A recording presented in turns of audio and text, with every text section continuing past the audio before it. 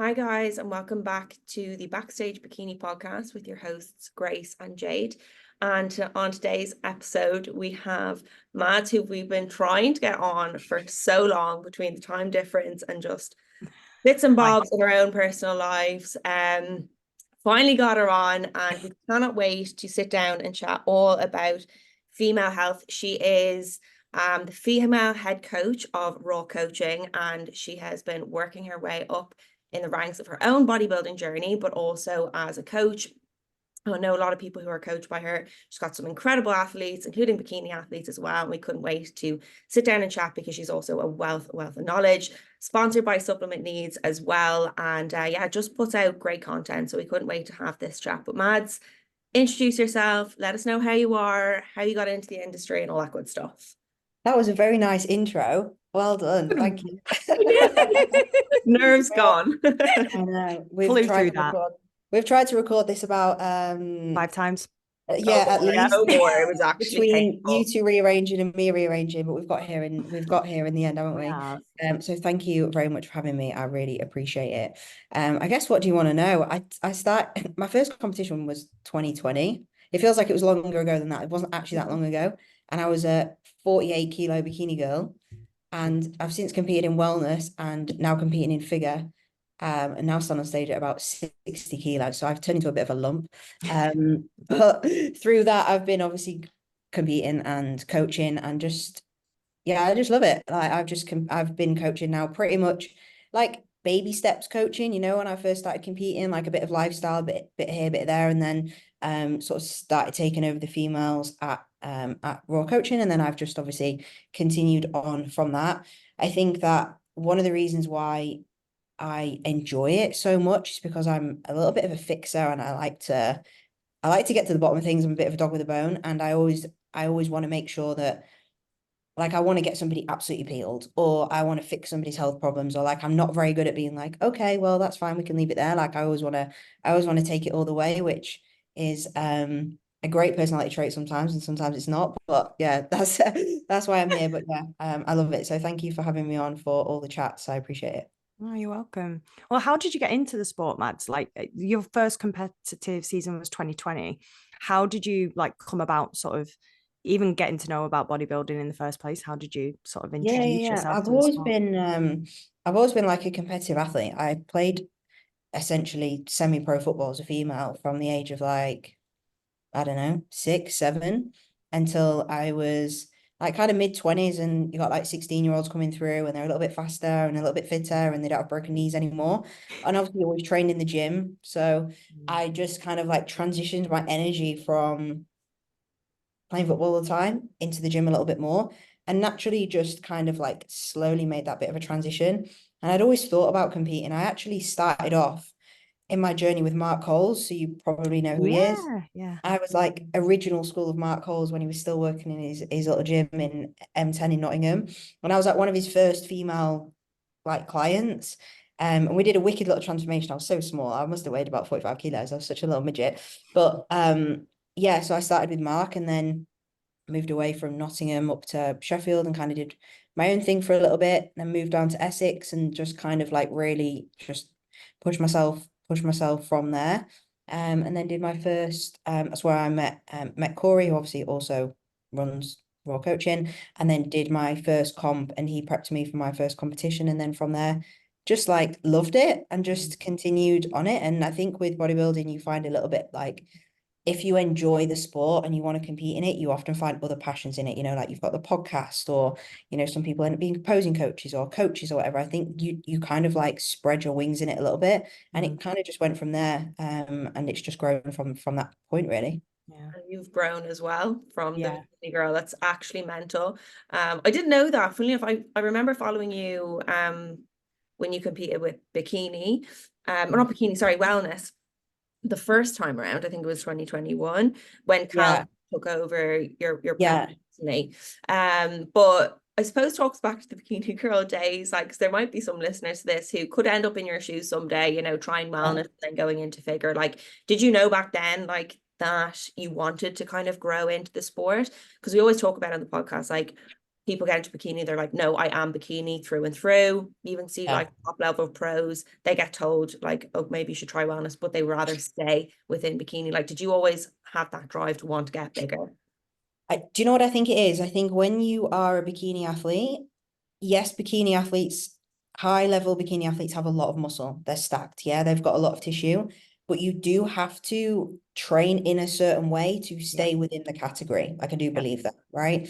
And I'm somebody who just really enjoyed being strong. I liked doing rows. I liked doing squats. I just wanted to be strong. And I think that I didn't want to be in a position where I was styling my training based on standing on stage for 15 minutes, if that. Because I train 99% of the time, you know, like anybody does, that's what you're doing, you're training all the time. And then you get yourself in a position where you're then standing on stage for 10, 15 minutes, which is great. But if you don't enjoy what you're doing the rest of the time, then you're not, you know, I don't think you're really going to excel because you're not enjoying what you're doing. So for me, I just to enjoy what I was doing. So I just trained how I enjoy training, you know. I trained like on a push-pull leg split because I liked it. I didn't really care if I didn't fit bikini anymore. And I just know I needed, in whatever category I was going to do, even if I was going to do bikini, I 100% needed more tissue everywhere. I needed more lat, I needed more delt. I just needed to grow. So I just took a year to just train and just enjoy training. So that was kind of where I was at. I wasn't attached to bikini at all. Like, I just wanted to be strong, you know? So that kind of led me down a little bit more of a path of like, okay, well, let's just put on some muscle. Let's start a prep and let's just kind of see what we look like, you know, see kind of where we fit. For me, I've always wanted to excel at something. So I thought, well, let's see where I might be good and I'll compete there, because I'm not overly attached to the category so much. I think the whole thing is amazing anyway. So let's see where because there is a genetic thing with bodybuilding, absolutely. And there is a thing that I think you can't control a little bit about which category you're going to be suited to. So do what you enjoy and kind of see where you land a little bit. And then you can enjoy the process. Otherwise, if you're siloed a little bit into something, I think it becomes unenjoyable. Yeah. Couldn't agree more. I think what you've given your body the opportunity to do, Mads, as well, is find where you fit as well.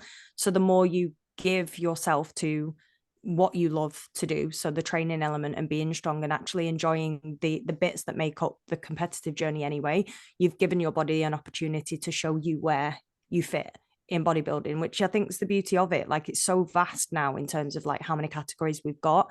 We don't have the limitations we had like 20 years ago. So you have the time afforded to you to actually do that. And I think that gets missed sometimes, doesn't it? There's such a immediate need to step on stage in the fashion that you are now. So how you're presenting now, as opposed to giving yourself time to grow into the sport. 100%. Yeah. And that's why they say like bikini is entry level, because it's like least amount of muscle essentially at an amateur level. So everyone just really starts competing in bikini usually, and then they're like, oh, do I like this, do I not? And then they sort of go from there. But 100%. And I think that the message behind that is you've got to enjoy what you're doing, right? And then kind of land. 100%. I suppose your passion for coaching as well lies within that, and you've been doing it for quite some time. You've really built up a solid client base the last few years and brought some great athletes to stage. And I think, with that, there's a lot of highs, wins and stuff like that. But we love to talk about like the hard parts as well, behind the scenes that goes on, the stuff that you're looking after and the stuff that you said that you don't really like just brushing off to the side, which many coaches do. We talk about it time and time again on the podcast. But I suppose just like talking specifically about like female health. Obviously this is such a broad question and we'll get like deeper into it, but in your experience so far from working with people and maybe getting athletes from other coaches or just hearing stories within the industry or from your clients, like what would be the biggest red flags in bikini that you're hearing more so? We'll get into like, I suppose, PEDs the nitty-gritties first. Yeah. Things, there's so many avenues we want to kind of go down. But in your experience, like it's I'd say it's getting worse the last while. What would be your kind of biggest red flag, when you're encountering it with your clients? They've maybe come from another coach or whatever. From another coach. I think a lot of the time, a lot of the issues what I see is from like lack of education of coaches being able to understand blood work. Because a lot of the time I'll get a client come to me and often they'll be like, oh, I'm not responding, or I'm not losing weight, or this isn't happening. and the question will be like, okay, well, what have you done about it, or what's your coach done about it? Oh, well, they've sent me to my doctor, or they've dieted me harder and it's not really working, but so they've pushed me here and now I'm eating 800 calories and doing loads of cardio and a mini cut or something. My red flag is like, is if you're talking about coming from another coach, is like the lack of ability to be able to understand what's wrong with the athlete. Like, because I think a lot of people don't understand, and they're maybe not humble enough to maybe reach out for help, go to a professional, you know, get mentored by somebody, ask for more education. So they just push their athletes too far, and they don't get the response that they want, and they don't know what to do, so they just push them harder, and it's not going to achieve the result. And don't get me wrong, like I've been there in like a previous lesser educated state, like 3 years ago, and had an athlete and I'm like, you're not responding. Do I just keep dieting you harder? Like, how do I get you to move? And since then become a lot more educated. But I would honestly say that with females more than males, like males, yes, you need to understand blood work, but females are ridiculously complex. Like I think guys sometimes think our females just like have like a bit of a reproductive system that just makes them a little bit different. We're so different. The way that our body communicates internally is just so different to guys, and the problems that we face are just so different. And it's actually very complex and quite hard to understand. And, you know, I have a very good understanding, but I've not spent 20 years as a doctor just studying that, you know. It's very, very complex. You have people who spent their whole life devoted to this, and there's still questions that they don't have answers to because it's so complicated. So I guess my flag is like, stop just pushing your athletes. If they're not responsive and you're pushing them into a hole and it's not happening, know to pull back and actually try and get some more professional, more educated help, and be humble enough to say that you don't know. Because, you know, I've had some girls come to me in terrible, terrible states running, where coaches have been like, I don't know what to do with you, so I'll just give you more androgens and give you more clen, and they're eating 800 calories and doing 4 hours of cardio, maybe not 4 hours, 2 hours of cardio, and they're taking crazy amounts of drugs, and they're still fat. Stagnant. You know? Yeah. Yeah. And Yeah. what are you doing there? There's something wrong. And for me, that's it. And it's not really understanding what the problem is, and that's okay. But please seek out some professional advice and good blood work, because it can be so dangerous, like so dangerous for girls. Yeah. And I think what that does internally to you as well, when you just keep pushing and nothing happens, you're like, what's wrong, you know? Yeah. What have you seen, Mads, in terms of like blood work? So have you had anybody come to you? Because I presume that if somebody comes to you with that kind of state, in that kind of state, because obviously you're the type of person who's going to dig into that. Yeah. What types of things have you seen in terms of blood work and the impact on females in particular? Because I completely agree from a female standpoint. I don't think it's as black and white as just dieting and protocols and PEDs and things like that. That doesn't fix things. And we are homeostatic in general anyway. Like, our body is always seeking balance. It's fighting against something. So what's the worst, or what's an example of the types of things that you're talking about in terms of what you've seen? Yeah, I think if I'm being totally honest, it's not usually from like what people put females through. It's usually the state that the female's already in. So for example, like if you diet someone really, really hard and they're eating no food and doing loads of cardio, okay, like if you look at their nutrients, it's going to be low. You know, their hormones are probably going to be low because they've lost their period. That is a real detrimental impact. Those things tend to be short term, and they tend to bounce back as long as you looked after sort of post diet. The things that I see more than anything are issues with blood work that coaches don't pick up, and that's why they push them so far. And it doesn't fix them by dieting hard. So for example, that can be issues with like autoimmune markers in the blood. It can be issues with like understanding like what you're looking at from a female's hormone panel, like FSH LH ratio, understanding the estrogen to progesterone ratio, understanding like testosterone, like understanding the HbA1c, which is their insulin, essentially an overview of their insulin resistance. Yeah, like understanding these things. And for me, often if someone comes to me and they're like, I'm working really, really hard and nothing is happening, and coach keeps pushing me, they're like the top kind of 3-4 things that I will look at, and straight away can usually identify the issue. And they're usually, with females, the main culprits, like hormone panel indicating things like PCOS potentially, looking at insulin panel, and also looking at like gut markers, like is your LDL elevated, which maybe signals that you've got something going on, in a little bit of gut repair going on, or, you know, if you've got other things. And that blood work panel for a female is so important for those reasons. Yeah. When you're talking about like obviously post diet, when, you know, a lot of things kind of come back to play, you know, our cycle, Yeah. and stuff, like stabilizing body fat, like, is it a case that you can even check for these kind of things then, or is it only in a dieting scenario that that's what pushes you, like, okay, right, something needs to be looked at here? Or can you kind of like almost like mask these problems in an off-season setting? Yeah, you can a little bit mask them in an off-season setting. So, for example, if you're in an off-season, if you're a female in an off-season and you've got your food maybe up to like, I don't know, 2,500, 3,000 calories, something like a good position for a 60, 50, 60 kilo female to be in. If you've got your food there and you're testing maybe your blood glucose levels, like they're probably going to be slightly elevated because your food's higher and your body fat's a little bit higher. Yeah, that's probably going to be the case. However, you are going to see a healthier cycle, hopefully, in an off-season setting when food is higher, nutrients are higher, body fat is higher. So you can definitely see a little bit more on blood panels in an off-season because somebody is in a healthier state. So it's a much more accurate representation of how somebody is as a normal person. Whereas when you go into a dieting phase, especially if someone's hormones are downregulated through REDs and they're in a position of like sort of malfunctioning health, when you read someone's bloods, then it can be difficult to understand, okay, is it because you've maybe got a problem as an individual, or is it because you dieted so hard that everything is kind of just shut down because you're in a dieting state? Yeah, 100%, 100%. Yeah. And where would you go from there, Mads? I mean, like talking from a client perspective, because obviously we've got listeners and a large percentage of them are first timers or they're new to the sport. So this is probably going to be quite a profound conversation to be having with listeners about in terms of what they should be looking out for in their own bodies and in their own sort of reactions and responses. So take the sort of reactions to diet and things like that. Are there any other things that you've encountered with clients that they've come to you symptomatic of like certain issues and you've probably gone, right, I need bloods because I think X, Y, and Z? Is there anything you've encountered that you would say is usually a red flag for someone to look out for?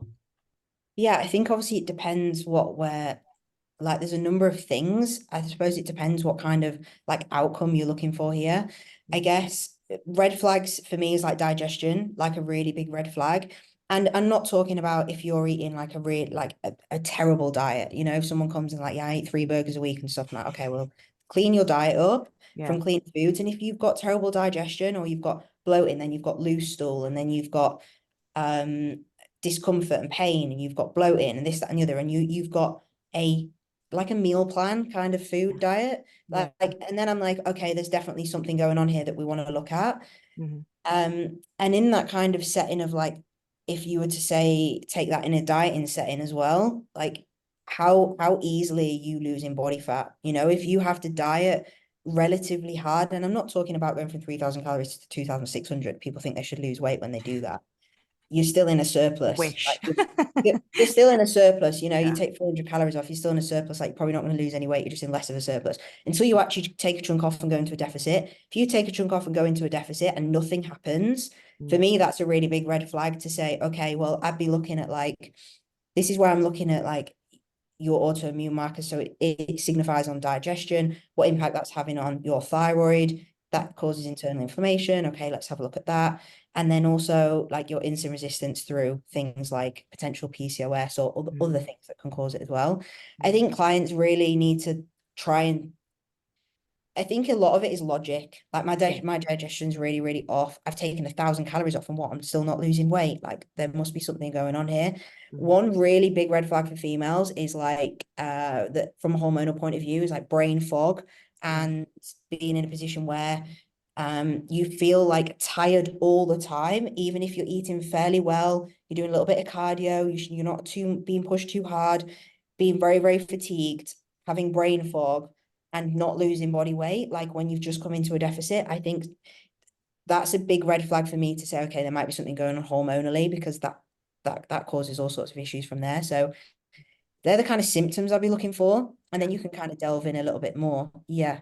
And in terms of like what to do from here on, because is it a case that that person can, you know, take supplementation or get that kind of rectified if they do want to compete again? Like, where do they go from there when you have an athlete that faces these situations? 100%. Like anything that I've found that's come up in someone's blood work, like, is fixable.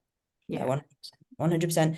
Where, like, and I think people get defeated and they're like, oh, my body doesn't works against me, so I can't compete or can't get lean or can't diet, and I just gain body fat. That's because you haven't got the right solution or something in place to manage that thing. I honestly believe that everything can be managed and everything can be, when I say fix, like you can't get rid of PCOS, for example, but you can manage the symptoms of it, which then means you can continue to live a normal life and diet and off season. You know, we've just, example is like Liv. I think you both know Liv Yes. Brownson. Like Yeah. she just took like 19 kilos off or something. She's got PCOS for the last 2 years. Didn't know she had PCOS. Couldn't lose a pound. I think she dieted for 20 weeks and lost 4 kilos. Yeah. You know, like she's 19 kilos down now. She's still got PCOS very much. Like that doesn't go away. But we've managed the symptoms so that the issues that the PCOS causes are diminished and she can continue to do what she's doing. Yeah. The same with things like Hashimoto's, you know, like you get Hashimoto's disease, which is an issue essentially through the foods that you digest, your body doesn't like it, internal inflammation causes a problem with your thyroid. That can be managed through like oral peptides to heal things like leaky gut and changing your diet, and sometimes putting in some thyroid support, and you can then start losing body weight and be absolutely fine. Yeah. And, you know, I think sometimes people think through a prep you can't fix these things, and you definitely can. You know, you might get halfway through a prep and you're like, my body isn't responding and I'm broken. You don't actually have to come out of prep. Sometimes I haven't found issues with people until I've started dieting them. I haven't taken them out of prep. I've just got bloods done straight away and said, okay, well, what's going on here? Okay, well, this is what we're looking at, so we need to implement X, Y, and Z. And then they get back on their weight loss train, you know? Yeah. So sometimes these things can be a little bit reactive, but you have got to understand what you're looking for. But most things, I haven't come across anything yet that can't be managed through supplementation, or I won't use the word, I'll use support as the word. I won't use assistance as the word. I think there's two very different things here. There's Like replacement therapies, that kind of thing. yes, Yeah. Very support, different. yeah, very different. So I think, you know, through those means, you can pretty much fix anything. Yeah. I remember seeing Liv actually and the transformation. I got goosebumps when you mentioned Liv, because I watched her like really struggle, like obviously from an external standpoint on social media and things, but watching her achieve that. And I think Liv was quite open about like feeling like she was perpetually stuck in that position. And I think people do, they get themselves into a position where they think that's it, that this is me now, my body's broken, like you've said, and there's no way out. Is there a timeline, is there a term where you'd consider not anything to not be fixable, but how instantly should clients and athletes be sort of reactive to symptoms like this? So in terms of like not sitting on these problems and not letting them fester and potentially create the next thing and the next thing, like a domino effect. How long are you saying that? How reactive should people be? Yeah, I think if you feel like there's something wrong, we know our bodies, like if you feel like there's something wrong, there usually is. You know, like if you've been able to diet fine before and suddenly you can't. Like if I suddenly went into this prep now and was like, wow, my body's being really stubborn here and I've never had that issue in my life, there's probably something wrong, you know? Probably my cortisol's through the roof and it's causing me all sorts of issues, you know? That, you know, that there's things there you need to look out for. But I would say that honestly, like trying to rectify these things as soon as possible, because it's not, the impact on the body can just be consistently the same. Like if you've got PCOS, it's not going to get any worse, not going to get any better. You might, it's just going to stay the same. But if you feel like that, it's more the mental state that it puts you in, you know, like Liv's transformation was more than just taking off 18 kilos. Like I've taken 18 kilos off hundreds of people, you know, like it was a mental transformation for her. It was a confidence thing. It was like it was a You like removed the glass thing, ceiling. you know? She was like, Yeah. wow, I'm not going crazy. There was something wrong with me. She was so unhappy. She won't mind me saying, she was like, she was having therapy for being like, okay, this is the body that I'm in now. I need to accept this. Like having therapy for like how she felt, you know? And it was like a massive thing for her. Like, wow, like I can be normal and feel amazing in myself. And, you know, she posts a gym selfie every day now in a crop top. She looks mint. But it's the mental thing for her. Like she now feels so confident again. Her content is better. Her business is booming because she feels confident enough to get behind the camera. So I know for someone else it might be about getting on stage, but it's the mental thing. You know, if you diet all year, for example, and you don't lose any body weight, you're going to feel like, I can't prep, I'm a poor athlete, Where actually that probably isn't the case. You just need the right person to like look at what you're doing, and then you can go from there, you know? I suppose on the opposite end to Jade's question, is there any like situations where maybe you shouldn't make the decision too soon to maybe go in with the support, for example, say if we're talking, you know, low thyroid or low testosterone and you see these markers, like there on one end there's the coaches that don't know, and then there's the coaches that do know but probably added in when it shouldn't really be needed. Like too is there any early. circumstances where it's done too fast, where it shouldn't really be the case? Yeah, 100%. I think not understanding why the reasons are for something being the way that it is why. For example, if someone went to a coach and they've got low output on thyroid, for example, and they're like, oh, your T4 looks really low. Now, they might be like, okay, so we'll put in T4 to fix that. Perfect. Well, if you've got low T4, it could be that also your TSH is really high, and that could be because your TPO, TPA is through the roof because your Hashimoto's and you're gluten intolerant. Okay, well, actually, there's not really a problem with your T4. We need to go all the way back and we need to fix this. So yeah, 100%. If you don't understand maybe where something is coming from, you can be very quick to just jump and put replacement therapy in. Yeah. But you have to still, like, you still need to understand where something comes from and try and fix the source of the problem first, of course. Sometimes like there isn't a fix for the root cause, you know, sometimes, especially if you've had something like Hashimoto's, if it goes too far, it's a bit like having your foot on the accelerator of a car without it being in gear, like with your TSH, and you'll burn out your thyroid. You can't come back from that. You never come back from that. So the only thing you can do is put in replacement therapy. But you need to understand that and then accept and understand why you need replacement therapy. But you know, you need to understand the reasons why and then try and fix the root cause. 100% always try and fix the root cause before you would just put something straight in. I guess sometimes the only acceptance for that, I would say, is like if you are a very, very high level athlete and you've got like pressures to be competing at a pro show and doing this and doing that, and maybe you don't have the opportunity to take off maybe like a period of time to just concentrate on health markers because that isn't your priority potentially, because that does happen, you know, and pressures come from elsewhere. Then potentially you may say, okay, well, we need to fix this problem or make it achievable. And that might be a different reason. And that's quite extreme, but you know, that's the risk that you take with the pressures of the sport. But 100%, like you always want to try and fix something first, but also understand that sometimes in order to fix things, you may need some kind of support for that. It's the mechanism, isn't it? It's understanding the mechanism, and I think that's the difference that sets you out and sets you apart, Mads, is that the symptom itself could be on the blood result. It could be the symptom. It could not be the actual like the thing that you're deficient in.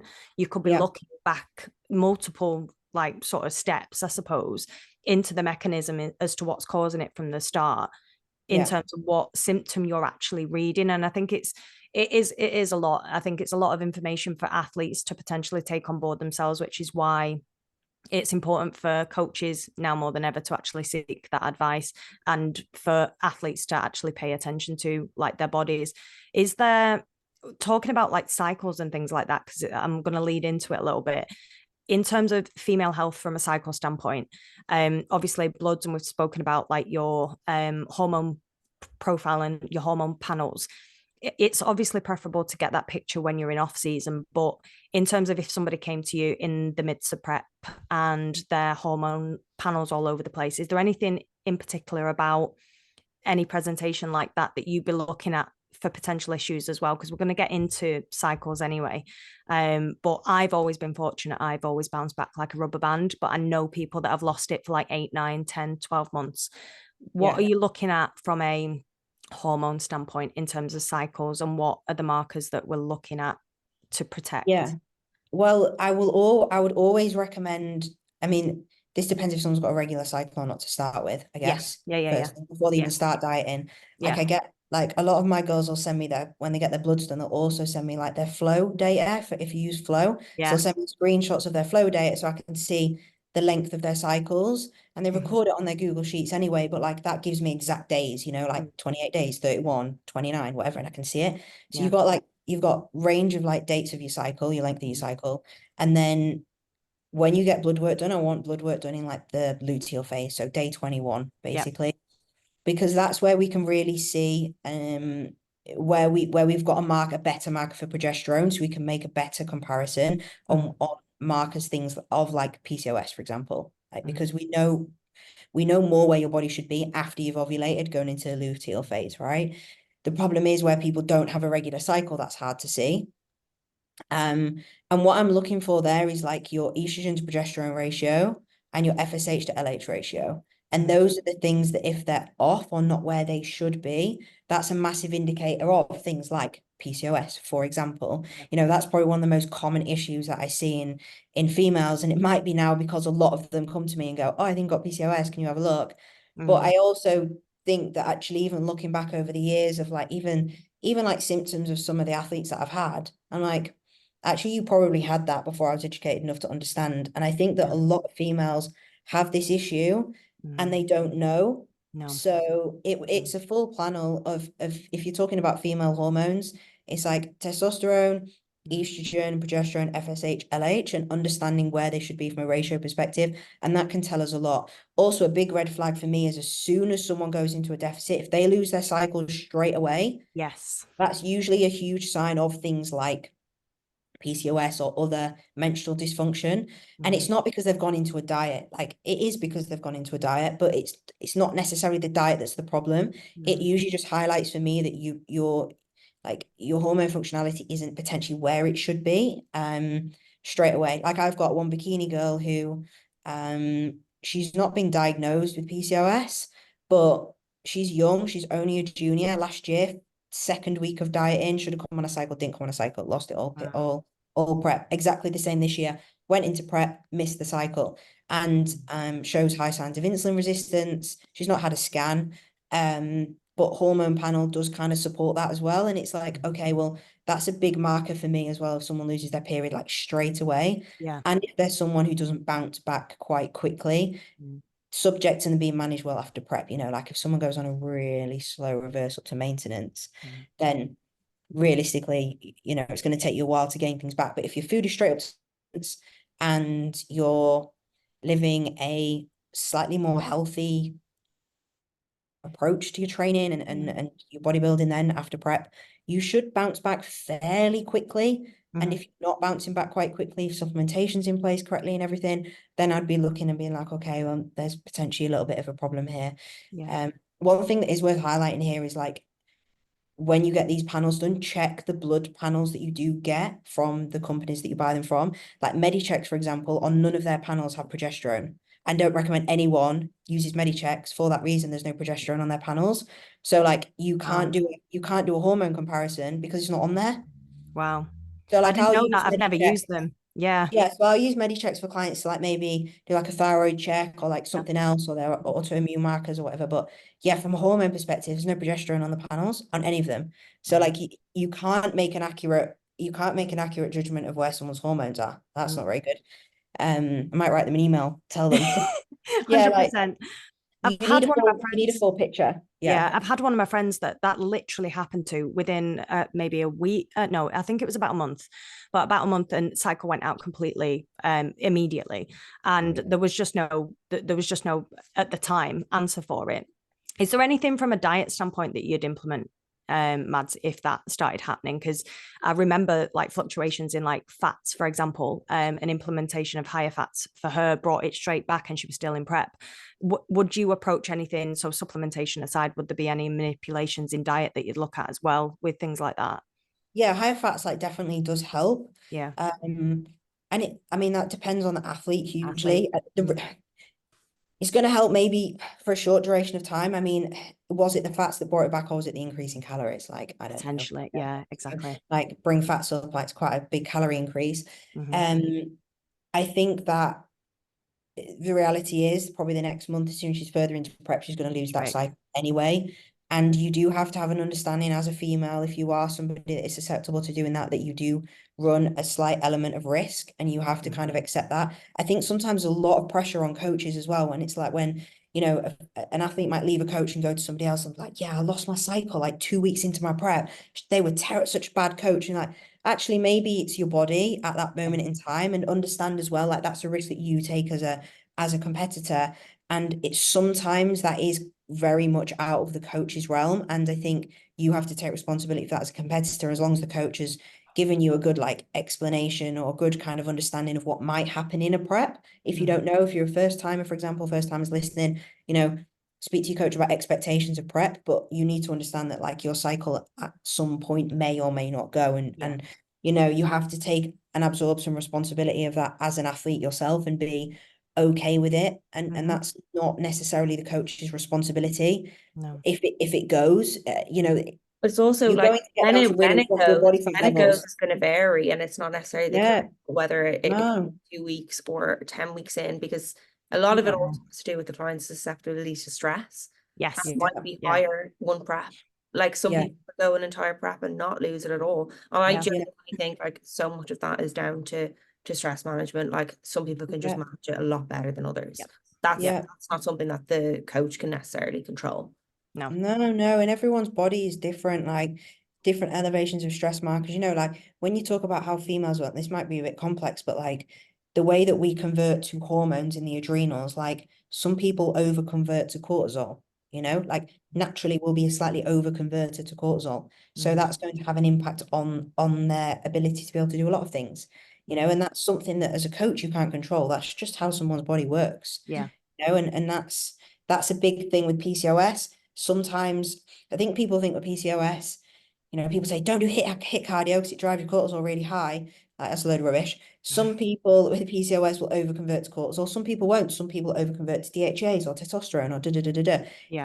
Every single person's individual, and this is why you need to get bloods done. You are somebody who consistently has high cortisol, for example, you may run into more problems with other things. So this is where it's really important to understand you as an individual and your own blood work, because your own individual blood work is going to give a picture of you, and then reasons why you maybe lose your cycle earlier, or maybe why you have digestive problems, or why this or why that, you know? Yeah.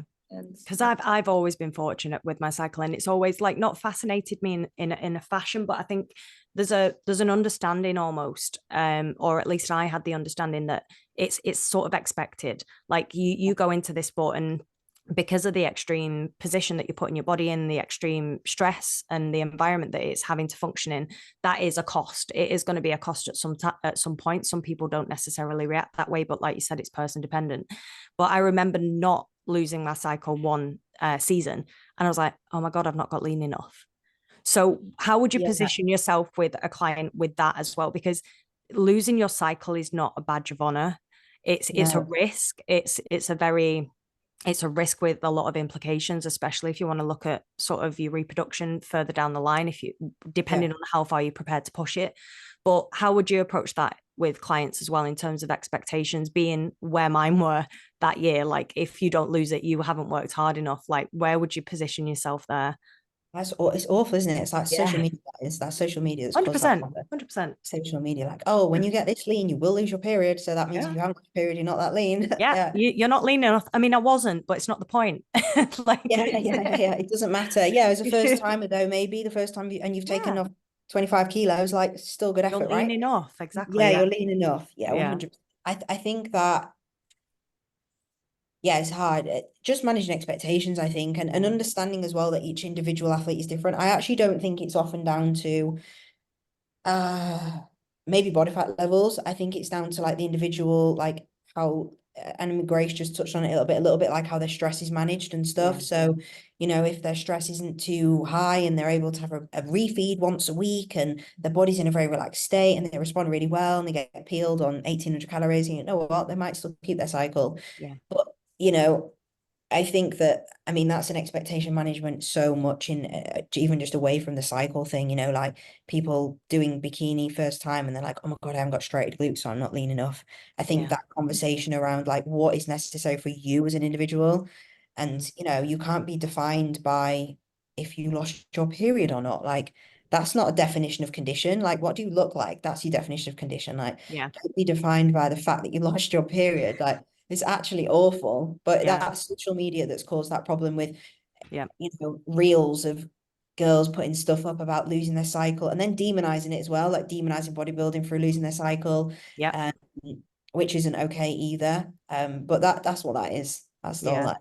Yeah. Yeah. Honestly, I was convinced. I was like, that's it now. I've screwed the entire thing up because I haven't lost my cycle. I'm not lean enough. And I just think it's more the mental, like the mindset that actually fosters that. Like, because obviously from an athlete standpoint, your goal is to step on stage, and hopefully your goal is to stay in this sport for as long as possible.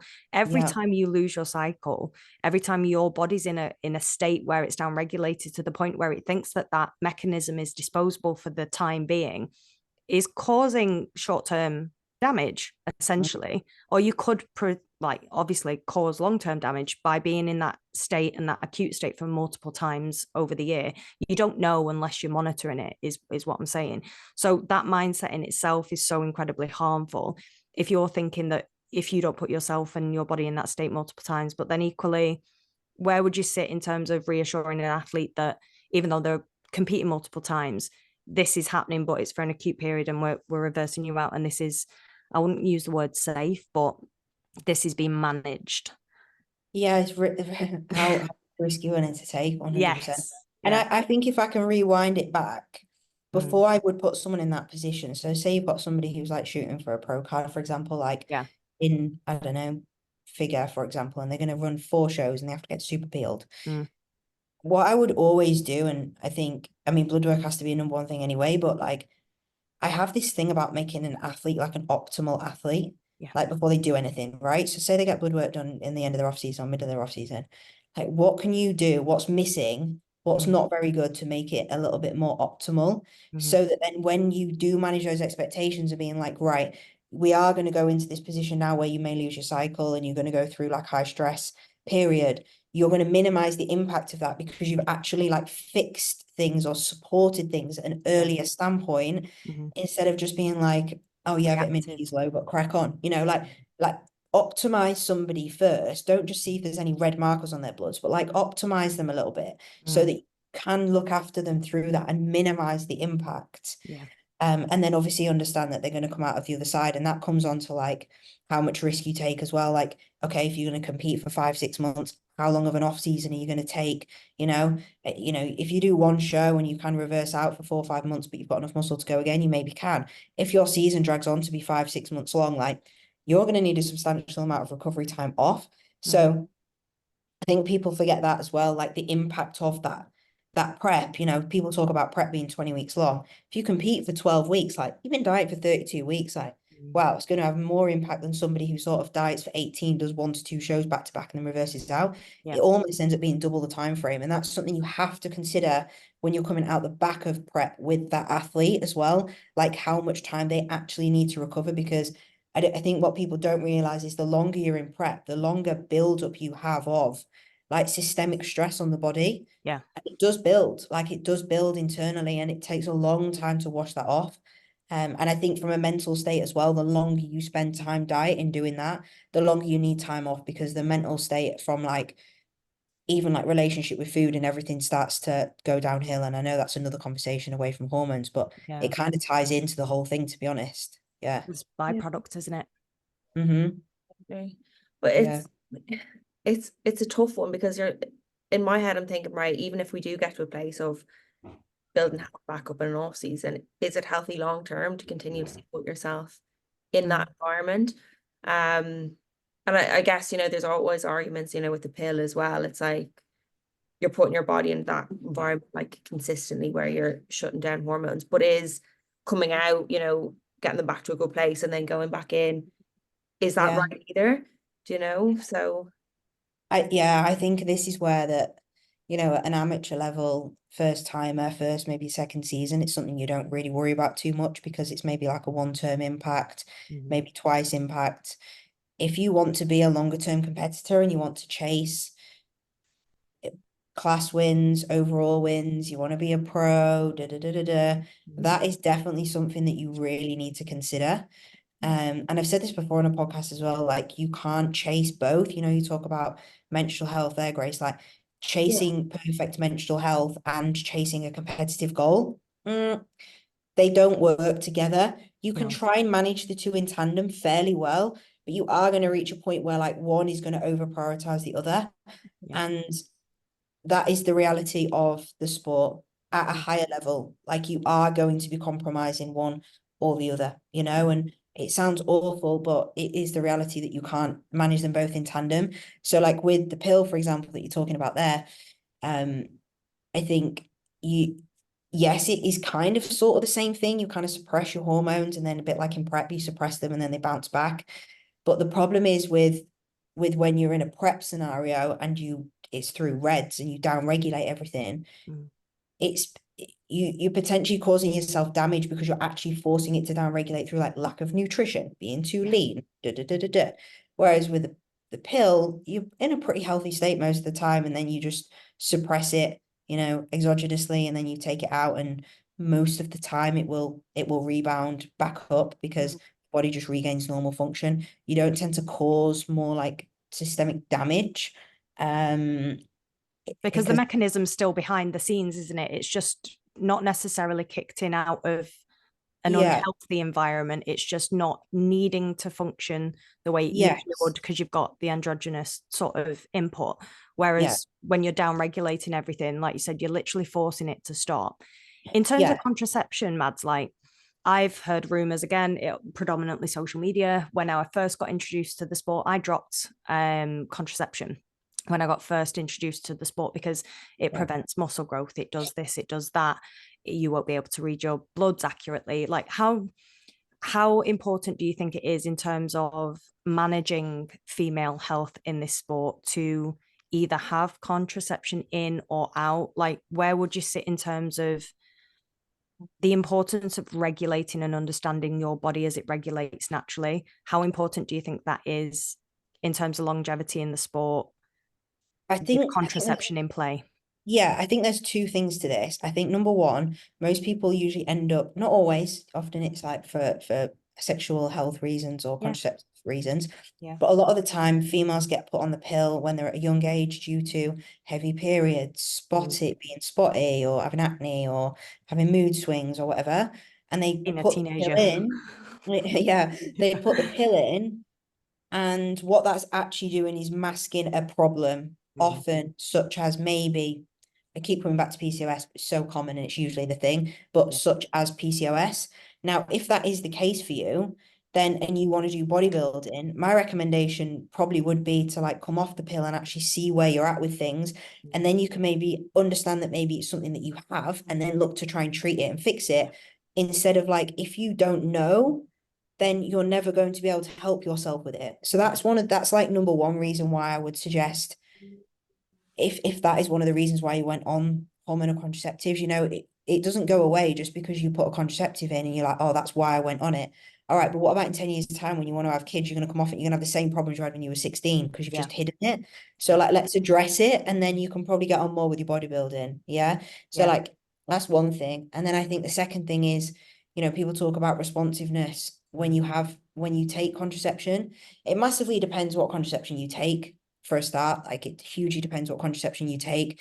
You know, some are worse than others. Yeah. Things like the injection, a Depo-Provera injection is absolutely horrific. Like when I have girls come to me who've been on the Depo, they are mashed in the Yeah. politest way I possible. was ruined.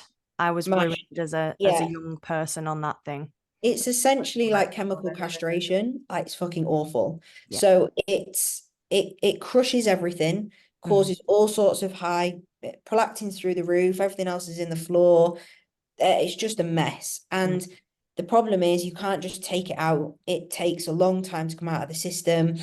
And it's a chemical, like it genuinely damages you. Like it damages you. Yeah. So like that's number one. You often in that case, like from a bodybuilding standpoint, because of the other adverse impacts that it has, it can cause all sorts of problems with like internal inflammation through like digestion, like insulin resistance, all sorts of stuff, just through the other things that it causes, you know. Mm. Downregulation in hormones is obviously the biggest factor, but you know, you can still build muscle if you've got really low testosterone and low estrogen and low progesterone. You can still build muscle. You eat food, training hard, recovering well, being hydrated, like you're still going to build muscle. Mm. Um, but it is less optimal, of course. But when you look at things, there's a lots of others, like the pill, for example. You've got the mini pill, which is quite low dose, or progesterone only pill. You've got like the normal contraception, the combined, if you want to use that phrase. These things are like, my preference would be to have an athlete not on them. I like to understand where someone is in their cycle. I like to get their bloods done in their luteal phase so I know where they are, so I can see what the hormonal health looks like. If you're on the contraceptive pill, your bloods are going to not show necessarily where you are because you don't ovulate. Yeah. But if you don't have any menstrual problems that you don't think of, you don't think you've got something like PCOS, for example, you know, do you really care where those markers are? Well, maybe it doesn't make much difference to you because you don't ovulate anyway, so you're very flatlined. Yeah. Yeah. But does it impact your ability to be able to grow muscle? I think, yeah, it does impact it. Science says it does impact it, you know. We know that estrogen is really important for females, not just for your menstrual cycle, but for building muscle, you know. Binds at the androgen receptor as well. Like, it's really important to grow muscle. So, you know, you will be in a slightly more advantageous position if you have a healthy menstrual cycle in your off-season setting, well, in a prep setting as well, but obviously we understand that we lose it, but you will be in a slightly more advantageous position, 100%. It also doesn't downregulate then your testosterone, which we know it is an androgen, it's an actual androgen in the body, helps to grow, helps to repair, helps your mood, helps cognitive function, helps libido, generally healthier, happier life, which has a massive impact on everything around us. So yeah, like, my recommendation would be to not, unless you have other personal reasons. You know, I have a girl who has endometriosis. The only way she can manage it is through the mini pill. It's the lowest dose thing she can have, but without it, she's crippled. So, you know, like, you win some, you lose some. Yeah. It's so individual. Yeah. And you have to kind of like, okay, the benefits of not running something for her does not outweigh like the negatives, you know? So it's like, well, okay, we find a happy medium in the middle where she can actually function, because all right, she might have a normal hormones, but she can't go to the gym 3 weeks out of 4 a month because she's absolutely crippled. Like, she ain't gonna bodybuild anyway, you know? So she's not gonna grow muscle. Yeah, literally. So you have to find the lesser evil in these things. And sometimes you need to understand that as a coach, we can't demonize. Obviously, I did a podcast with Hannah a while ago about this.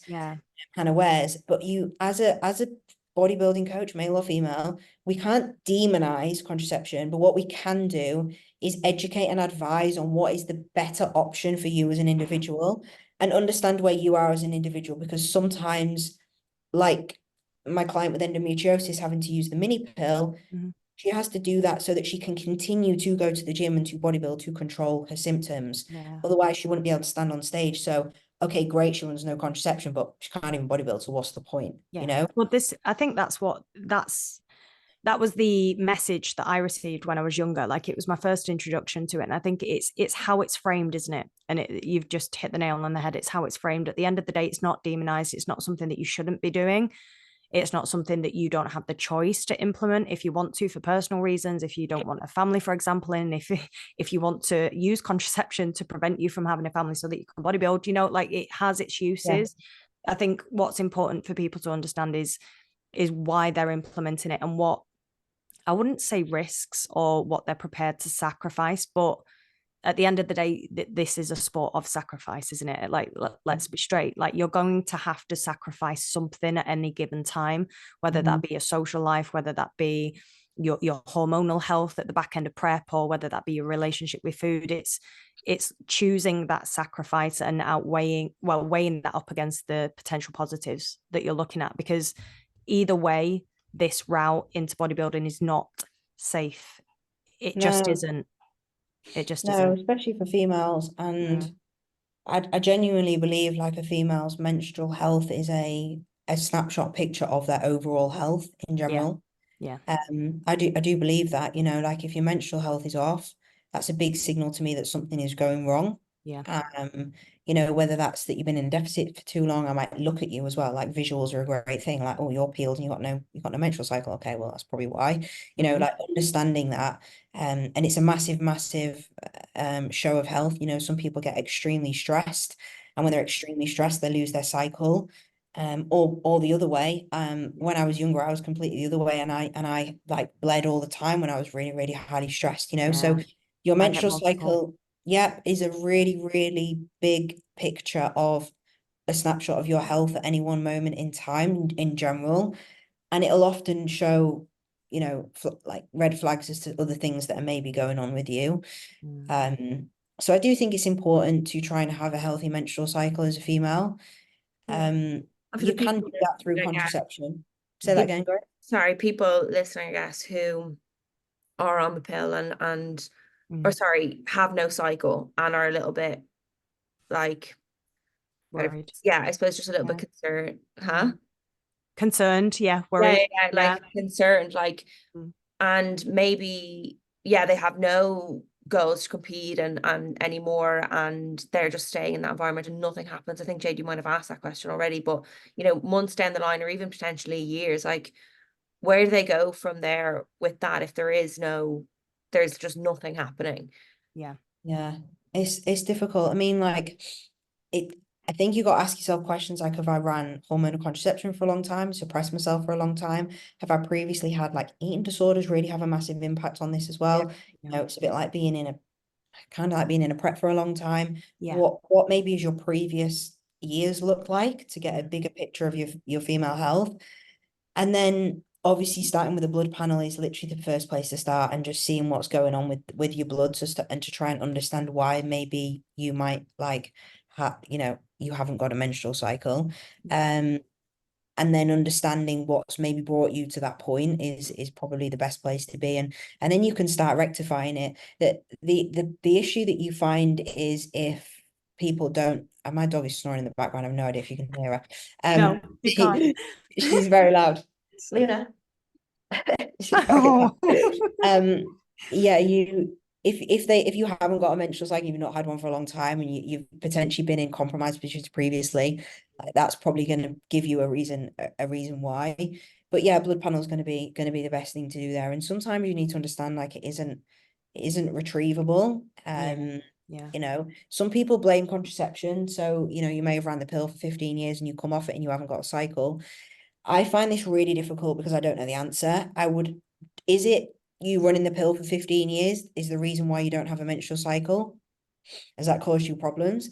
Or did you have menstrual dysfunction previously? Yeah. Sorry, this is what I was trying to get at as well. Yeah. Sorry, yeah. And you've masked it for 15 years by running the pill.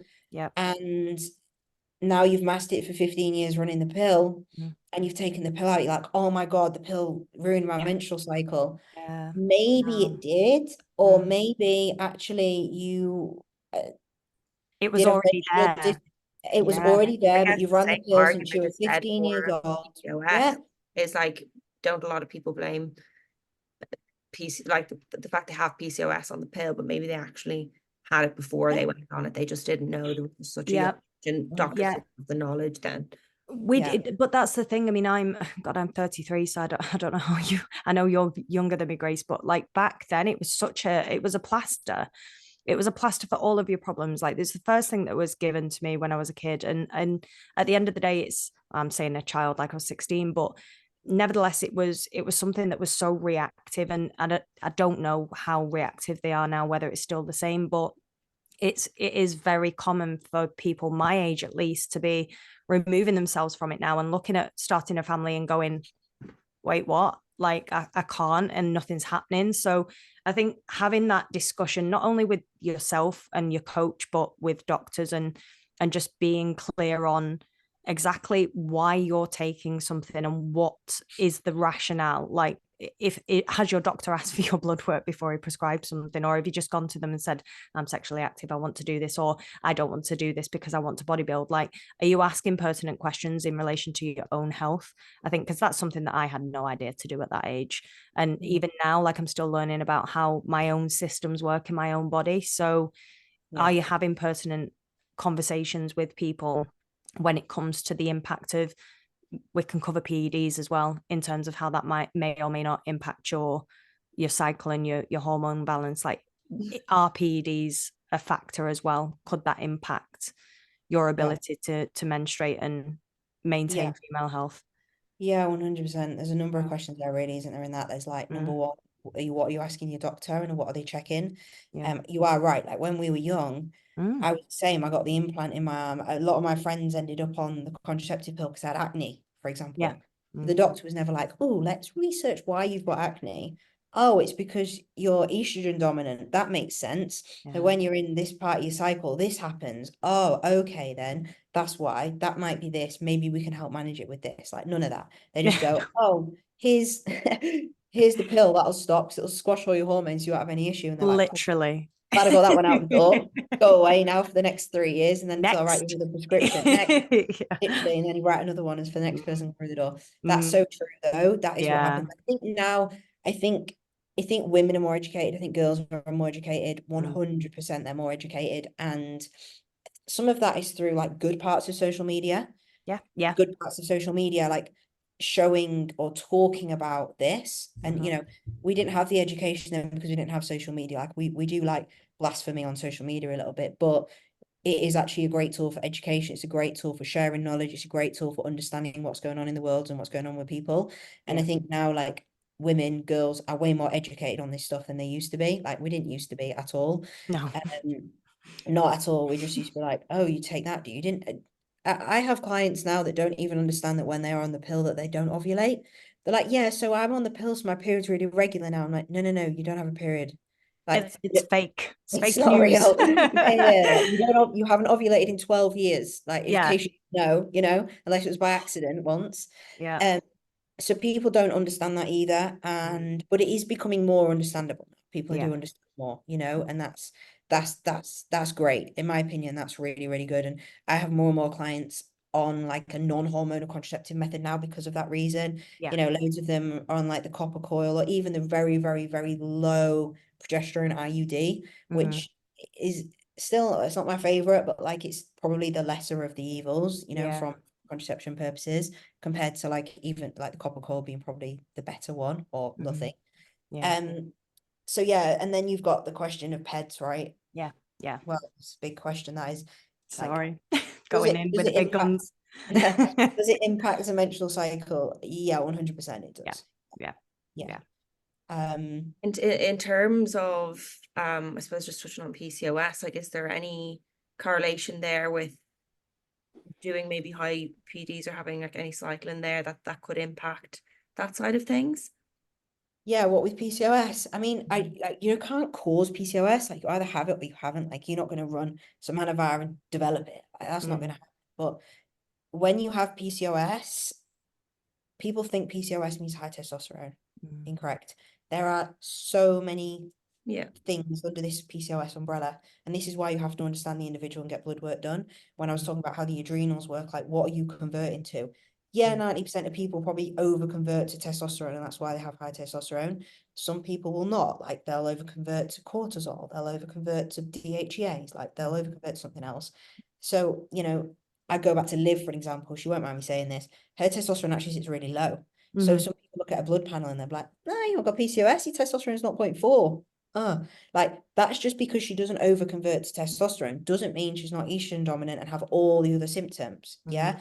So we need to look at somebody as a whole. However, if somebody is like very high in testosterone through PCOS, yep. like yes, from like an androgenic standpoint, we already know that their natural androgen levels are higher in their body. Mhm, So in some ways, as long as we can manage their insulin resistance that they will usually have with that, you can use that to your advantage. And yeah. actually, they probably don't need any kind of androgenic support, or a lot of females, if they are long-term competitors, will opt to run like a HRT testosterone, for example, a TRT, Mhm, to keep them at a normal level to stop this in prep and stuff. If you have PCOS, like you're going to sit at a pretty good solid level all the time. A lot of my PCOS girls, like when they've come to me, have really struggled to lose body fat, but they do not struggle to build muscle. no. Some of them do, like insulin resistance will stop you building muscle as well, but some of them are absolutely stacked with muscle. Mm, It just depends on the level of all of these the things, because outputs, no yeah. one with PCOS is the same. Some Yeah. people have crazy insulin resistance, some people don't. Some people have high testosterone, some people don't. Some people have cysts on their ovaries, some people don't. Like it's all very different for individuals. But yeah, from an androgenic standpoint, Grace, like 100%. If you've got somebody like with PCOS with a higher testosterone level, like they're not somebody that I would be first opting to like also increase their androgens. Yeah, No. just to add more in when they're already producing higher levels than Yeah. the average female. Yeah. Yes. Yeah. Yes. Yeah. No, I mean, we could delve into all sorts, couldn't we? I mean, talking about sort of TRT and sort of, sorry, HRT and like femtest, that Yeah. kind of thing as well, just to sort of wrap it up, I suppose. With femtest and any kind of hormone replacement therapies, what again would you be looking at in terms of rationale for implementation of those things? Because again, that can sort of be used as a bit, we've referenced it already in the podcast, it can be used as an initial fix to sort of fix the Yeah. prep problem, for example. Like everybody, well, I'm saying everybody generally, I'll run incredibly low test by the end of my prep. It's absolutely bottomed out and I've had blood Yeah. work done and it's confirmed it. How would you manage, or what would you advise athletes to do when somebody suggests putting that in as an instant fix, as opposed to letting a body reverse out, managing the reverse seam where it sits when And then the body's managing. recovered? Yeah, like how would you manage Yeah. that message as well? I mean, it's probably one of my favorite topics to talk about because I think it is like still lacking massively in education, and I think it Yeah. can be a really powerful tool if Yeah. managed correctly. Yeah. As a lot of people don't know, really understand what they're doing with it, they just put it in willy-nilly, and like you've kind of said Hope for there, the best. someone will come out the back of prep and they'll be like, oh, testosterone's not 0.2, let's put it straight in. Yeah. That's not how I would manage it. I No. think the question you have to ask with this, in my opinion, is, are you a one-time competitor, or are you somebody who's going to compete season after season after season? Okay. Mm-hmm. Okay. Well, with competing season after season after season, you need to accept that you are going to go through this period of hormones like this. Mm-hmm. Okay. Because you're going to be off season, it's healthy, and then you're going to diet, it's going to come down. Da, da, da, da, da, da. For me, I don't want an athlete in that position. Gets the cycle, loses it. Gets the cycle, loses it. Feels good, feels shit. Hormones bottom out. That's not a healthy place to be. For Mm-hmm. somebody like that who takes themselves seriously and they want to achieve things in bodybuilding, in my opinion, it is a better state to put them in to use something like a fem test to keep them at a more hormonal baseline. Yeah. All the time. Okay. So they're more stable. Mm-hmm. They don't have these big swings in mood from a hormonal health standpoint. It's more supportive. And you don't have this peaks and troughs. Like you wouldn't want that in your thyroid, like you wouldn't want it in anything. Yeah, we have a baseline. If you're the latter and you are an athlete who is going to compete once or twice maybe, and you sit, you're not really deficient in it before you start prep, and you come off the back end of prep and you're going into reverse. No, of course not. Get your food up, get you to a healthy position, get you to a normal body fat level, test where you are, have a look. Okay, have you recovered? Yes. Brilliant. And I think it has to be, yes, situation dependent, but very person independent on what the goal is, because that for me is the difference. And that is how I will always treat an athlete. Like I'll go on an onboarding call or some consult call and I'll say, right, okay, well, like, where are you here on the athlete spectrum? Because this is going to make a massive, massive difference in how I would even treat you. Because, a first timer who's going to do it maybe once, they don't even know. Okay, we'll just manage the health as best we can all the way through the process. Yeah. If you were to come to me and you're knocking on the door of a pro card and you want to go to the Olympia, probably going to treat you a little bit differently. Yeah. And that's where I think testosterone comes in a really good place to be able to support the athlete. Support the athlete. 100%. Yeah. I heard something a few weeks back that just screamed kind of red flag as you touched on that. Obviously I'm not going to name names, but the athlete had been told by the coach, a new coach, she's actually only just started prep recently, started with a new coach a couple of months back and had to fem test in from a previous coach through off season, through prep, and was told to pull it out, get it out. You don't need it. Like, is those kind of scenarios ever okay to kind of pull it out when you're entering that kind of environment? Every coach has their views, they have their own education, they have maybe their morals, but from the athlete standpoint, is that ever good for them and their progress through a prep? No, absolutely not. I think that usually coaches pull it out when a client comes to them with it in because they don't know how to manage it or what they Manage do. it. That's Yeah. 100% my because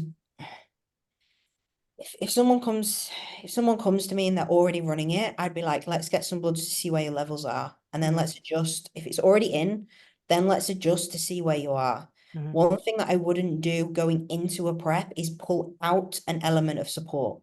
Mhm. You know, for example, if someone comes to me and they've been running T3 all year through their off season, then they start prep, I won't pull it out and then add it back in. I'm like, all right, let's just see if what you're running is giving you the right dose for what you need. You're about to start a prep. Like, we need stability. Yeah. And also you need to understand when you're going into an element of reds, you're going to be pulling food down. We don't want to be asking our body to re-regulate. When it's down It's like, regulating anyway. Yeah. it's Yeah. literally like when I've had somebody come to me previously, just started prep, and they took the pill out when they started prep. And I was like, you can do that, but you're asking, don't expect to get a regular menstrual cycle in the next 2-3 months, because you've gone from like consistency in the body, okay, maybe suppressed state, but then you're taking out and asking your body to re-regulate. Like, it's probably Yeah. not going to happen. Yeah. Not in a high stress environment as well. No way. And you're Yeah. pulling food down. And so they're coming back to your femtest thing there, Grace. It's like, that athlete actually has come to you in a very good advantageous position. They're already taking it. They're probably at a very stable level because they've been taking it for a long time. Just assess where they're at and make an adjustment if you need to keep them at a good advantageous level. Now, there is things here we have to consider which we don't know. So, for example, like when someone's running femtest, there's very little data on females utilizing injectable testosterone.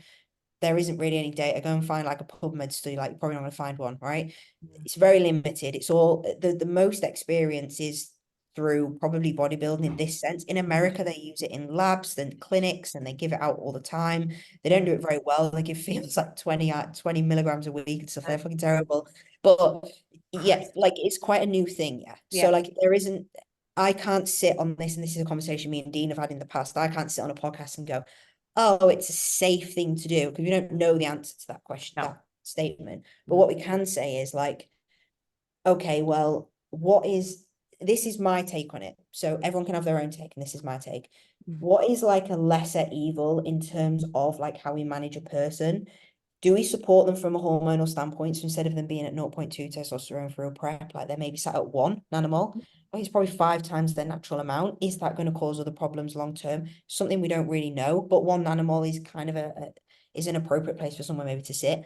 Or do you add in like Anavar, which is going to put someone in super physiological ranges of androgens and cause viralization risk, when we know like sitting someone at 1 nanomole of testosterone isn't going to cause viralization, and they get 5 times more androgens they would in their body, and they're supported from a hormonal standpoint. Which one would I prefer to do and have, utilized for somebody? It's going to be this, because it's lower risk. I'm going to It's use my fingers quantifying that there. risk, isn't it? It's Quantifying that risk Yeah. from the information that we know at this moment in time in medicine and stuff. And what we know.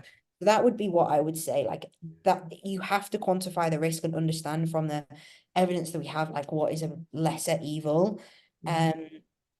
But it's not something I'd be pulling out at the beginning of a prep. Someone's already running it, see where it is, make an appropriate adjustment to keep them in a sensible range. Obviously athlete dependent. If you've got an 80 kilo WPD female, 1 nanomole probably ain't enough to maintain their muscle mass, let's be honest. If you're a 50 kilo female bikini girl, like, let's be sensible about what we're looking at here, but treat them appropriately and sensibly. And you don't need to remove that. And I do think coaches don't know what they're doing with it, and they get scared and they like taper it off, which is fucking bullshit, or just take it out. Like, so that's not what you want to be doing. Nah. Yeah. Fair. It's scary, isn't it? We had that conversation, didn't we, Grace, with Dean himself, when we said we're essentially lab rats at this point. And for want of a better phrase, like, we are the generation that are going to start to understand the implications of all of the things that we're trying and are being trialed and are being sort of prescribed and things like that. We are the generation that are likely to see the effects of it later down in our lifetime. So we are potentially going to be that research at one point. But at this point in time, from a listener standpoint as well, like you said, Mads, you have to quantify the risk, and you have to ask questions, pertinent questions, and be risk averse when it comes to making these decisions. Like, look at your health and consider your health. If it's something you want to blow out the window, then by all means, like if your goal's bigger than your health, then fine, that's your decision to make. But if you have these considerations and are worried about them, then ask the questions and get the information and find the information, because nobody's going to be able to, you're not going to be able to blame anybody else down the line if you haven't done that. Yeah, I think you have to take things with a bit of a pinch of salt as well. Like with, say, using like FemTest, which is just testosterone and anthate, like it's been used for a long time. Yeah. Like, we know how testosterone operates in the female body. Okay, there isn't loads of evidence of using injectable testosterone and anthate, but if we use some logic and use some understanding around what we do know and what we don't know, like, can we make a sensible judgment on what we believe to be I can't use the word safe, but like a more risk averse decision, sensible, sensible, context applied, rational decision making. And I can honestly say, actually, and I can use Babs as a really good example here, actually. So she's going to Vancouver and Chicago in 5 weeks' time. The progress that she's made over the last 18 months is absolutely ridiculous. She's probably put on about 6 kilos of muscle. She's ran the least amount of androgen she's ever ran in an off-season settings, like half the amount she's ever ran for half the durations, like very, very, very small amount. I see first-time bikini girls in a prep using more androgens than Babs is using this. She's been a figure pro for years, right?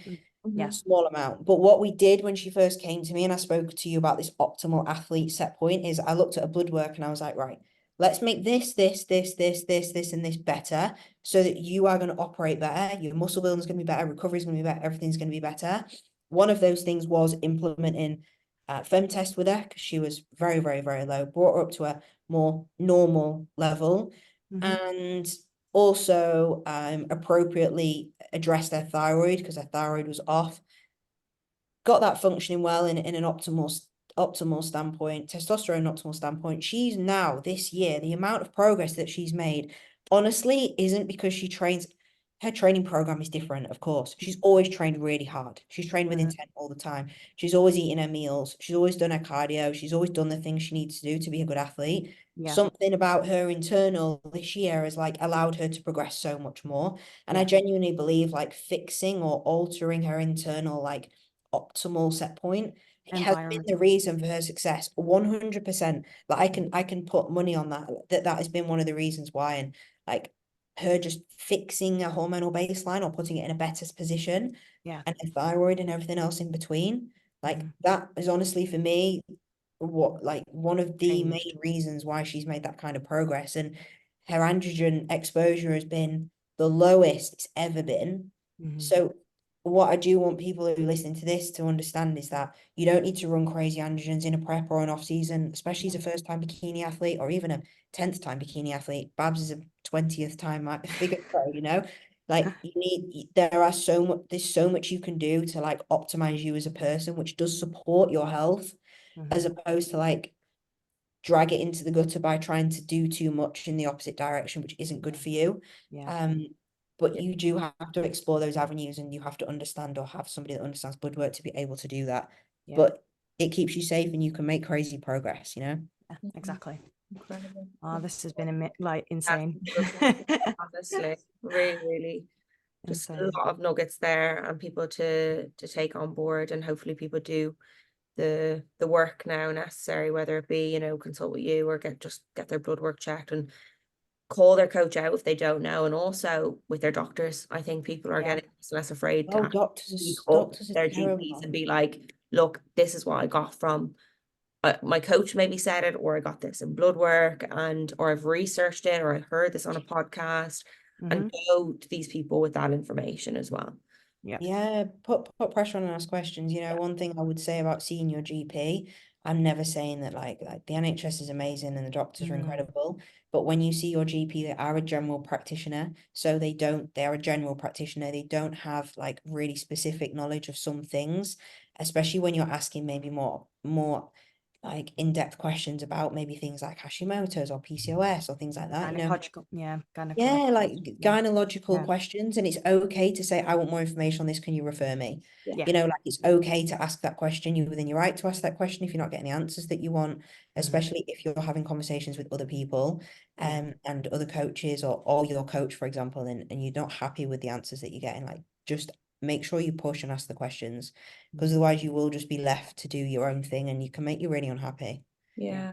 And as much as we say, you know, stress does play a big role, don't let just them throwing, oh, you're stressed, or, you know, it's almost gaslighting you in that sense. Like, dig a little bit deeper. Like you said at the start, Maz, you know your body better than anybody else. So dig Yeah. deeper. Advocate for it, yeah. 100%. If you think something isn't right, it usually isn't. So push for some answers, 100%. Amazing. Maz, where can everybody find you for coaching, consultations, or whatever else you're up to? Yeah, feel free. The DMs are open for any questions if you want. It's mads.raw on Instagram. So come and holler if you need anything. Please ask away. And coaching, obviously. Yeah. Taking on Whatever. clients, yeah. Yeah, hit me up. Just go on my Instagram and talk to me. That's the best way. Super friendly as well, very approachable and Yeah. always willing to help. So really Love that. appreciate your Thank you. time. Yeah. as I well. appreciate you asking me on. I love a chat. So I thank you both as well. No, thank you. And we can't And wait. don't forget to feedback, guys. Let us know what you think of this Yeah. podcast as well. Please feedback, please. We do really love it and we do see it. We found ourselves on Reddit recently, so please feedback. Keep doing it. Oh no, not the Yeah, we Reddit. love the feedback, We're guys. okay so Make sure you far. and watching on YouTube, subscribe on YouTube, all that good stuff. Like, It's helping we us get this loads. guests on, you know, for a reason, and we love to see your support as well. So yeah, thanks so much. Thank you.